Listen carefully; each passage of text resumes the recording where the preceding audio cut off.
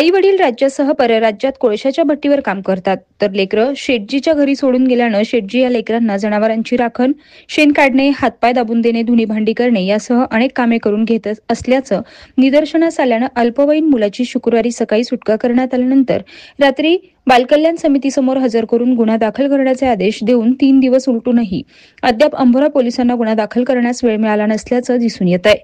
आष्टी तालुक्यातील म्हसोबावाडी ग्रामपंचायत अंतर्गत येणाऱ्या सेवालाल तांडा येथे शेटजीकडे राज्यासह परराज्यातील कोळसा भट्टीवर काम करणाऱ्या लोकांना आर्थिक स्वरूपात उचल देऊन बाहेर ठिकाणी पाठवले जाते।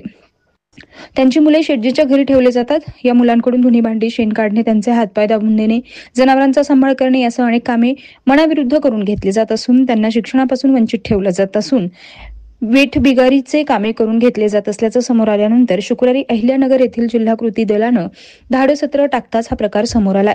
लेकरांना बीड येथील बालकल्याण समितीसमोर हजर केल्यानंतर जबाब नोंदवून अंभोरा पोलिसांना पुन्हा गुन्हा दाखल करण्याचे आदेश दिल्यानंतर अद्याप देखील शेटजीच्या विरोधात गुन्हा दाखल करण्यात आला नाही। मग अंभोरा पोलीस शेटजींना पाठीशी तर घालत नाही ना, असा प्रश्न आता उपस्थित होतोय। Tejvarta news network, Ambhora, Ashti.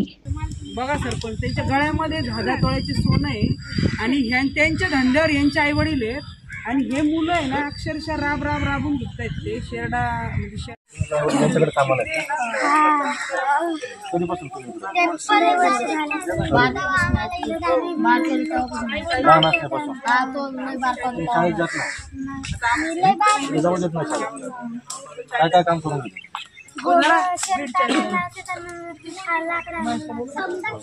जेवण देईल का? किती टाइम जेवायला? 3 टाइम।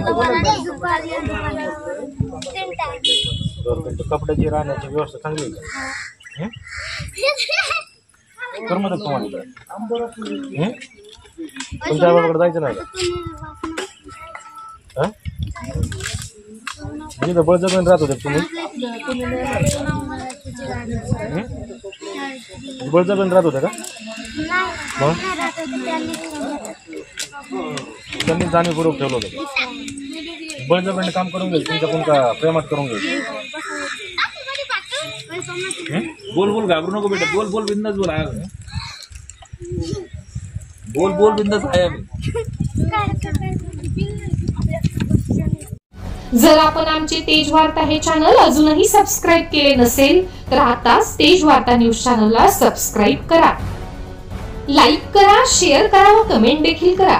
बेल आयकॉनवर प्रेस करा व नोटिफिकेशन्स मिळवा आणि अशाच ताज्या घडामोडींचे अपडेट्स मिळवत राहा। पाहत राहा फक्त तेजवार्ता न्यूज नेटवर्क।